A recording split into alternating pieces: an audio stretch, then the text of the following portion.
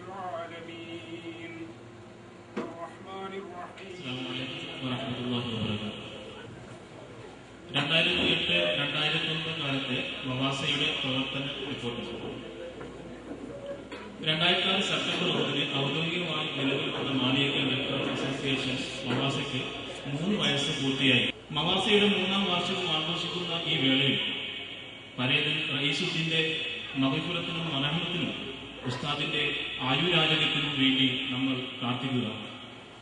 2008 October 3 Sharafiya റിലാക്സിൽ വെച്ച് ചേർന്ന 2ാം വാർഷിക ജനറൽ ബോഡി യോഗത്തിൽ വെച്ചാണ് മവാസയുടെ 2008-2009 വർഷത്തേക്കുള്ള ഭാരവാഹികളെ തിരഞ്ഞെടുത്തു. എക്സിക്യൂട്ടീവ് കമ്മിറ്റി യോഗങ്ങൾ 12 എക്സിക്യൂട്ടീവ് യോഗങ്ങളാണ് 2008-2009 കാലയളവിൽ നടന്നത്.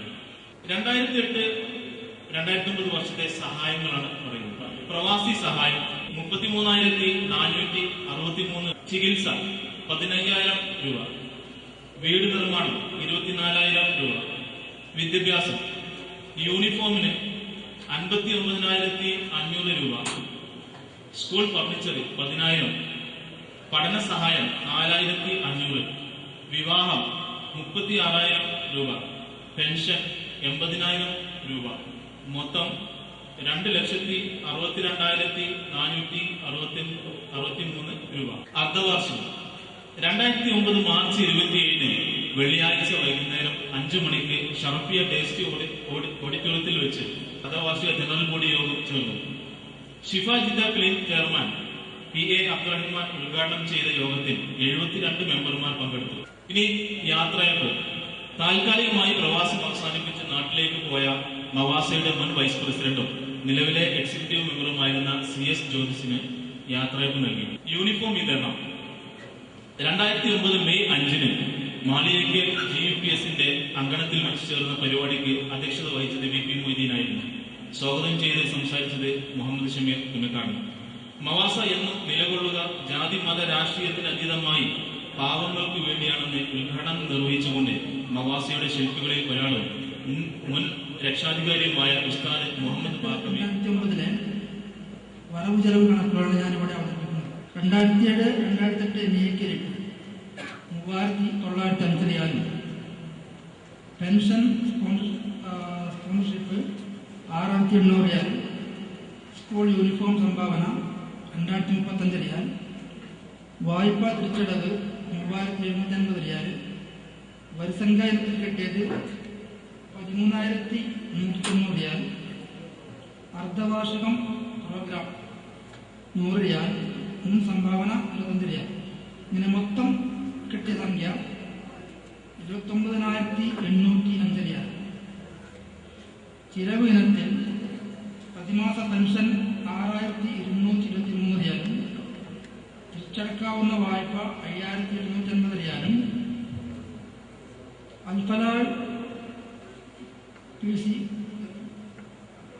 കമ്പ്യൂട്ടർ ചാർജ് 285 റിയാലും, സ്കൂൾ യൂണിഫോം കൊണ്ടുവകെ 4,534 റിയാൽ, GUP സ്കൂൾ മാളിക്കൽ ഫർണിച്ചർ ഇനത്തിൽ 762 റിയാൽ, ധനസഹായം 8,869 റിയാൽ, അർദ്ധവാർഷികം തിരിച്ചു കിട്ടിയ 100 റിയാൽ. ഇങ്ങനെ മൊത്തം ചെലവ് 26,523 റിയാലാണ്. 2009-2010 നീക്കിയിരിപ്പ് സംഖ്യ 3,000 ചർച്ച അതിന്റെ ആ റിപ്പോർട്ടുകൾ അംഗീകരിക്കലാണ് അടുത്ത പരിപാടികൾ. ചർച്ചകൾ വരുന്നത് നിങ്ങളുടെ ഭാഗത്തു നിന്നാണ്. അപ്പോൾ ചർച്ചകൾക്ക് തുടക്കം കൊടുക്കട്ടെ. വളരെ സജീവമായിട്ട് ചർച്ചകളുടെ അഭിപ്രായങ്ങളും അത് അംഗീകരിക്കാൻ പറ്റിയിട്ടില്ലെങ്കിലും നമുക്കത് ചർച്ചകളിൽ വരണം. എല്ലാവരും പറയണം. മൈക്കിന്റെ മുന്നിൽ നിന്ന് പറയാൻ കഴിയാത്ത ആൾക്കാർ അവിടെ ഇരുന്നുകൊണ്ടെങ്കിലും അത് പറയണം. മനസ്സിൽ വെച്ചുകൊണ്ട് പോകരുത്. നമുക്ക് ഈ സംഘടനക്ക് പല അപാകതകളോ ഉണ്ടാവും. അതൊക്കെ ചൂണ്ടിക്കാണിക്കണം. കഴിയുന്നത്ര നമുക്കത് നല്ല നിലയിൽ നല്ല ദിശയിൽ കൊണ്ടുപോകാൻ സാധിക്കണമെങ്കിൽ അത്തരം ചർച്ചകൾ ആവശ്യമാണ്. പ്രവാസി സഹായം നമുക്ക് ഉള്ളത് അതായത് ഇവിടെ അടിയന്തര സഹായം എന്നുള്ളത് ആരോഗ്യ പ്രശ്നങ്ങൾ ഞാൻ എൻ്റെ പ്രസംഗത്തിൽ ആദ്യം പറഞ്ഞു.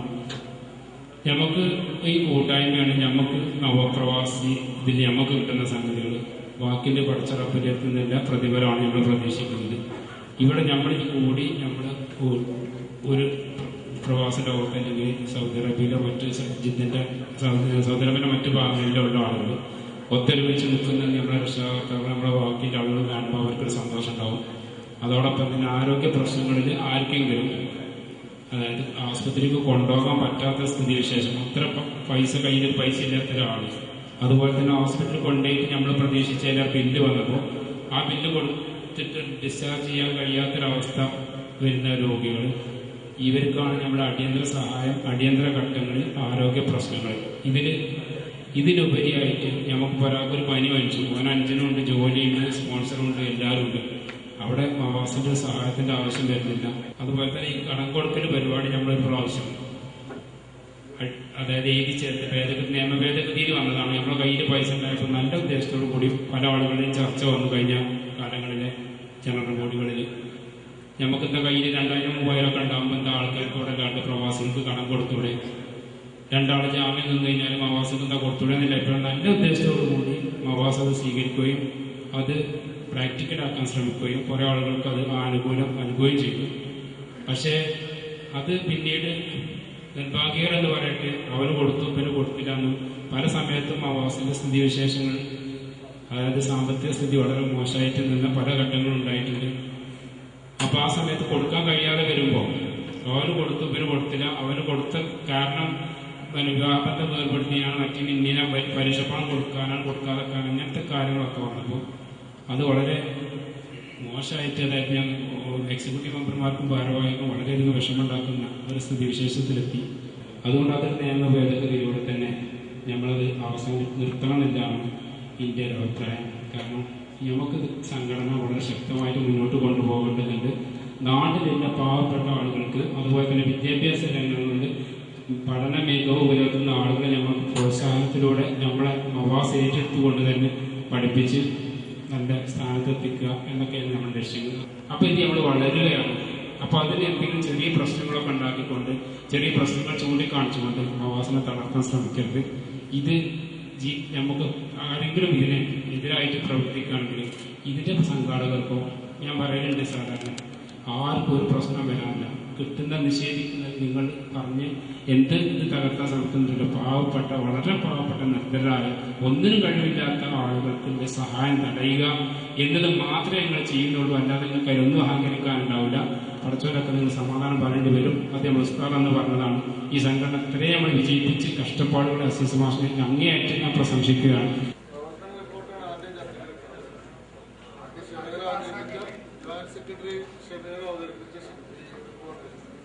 അതിൽ കുറെ കാര്യങ്ങൾ പരാമർശിച്ചിട്ടുണ്ട്.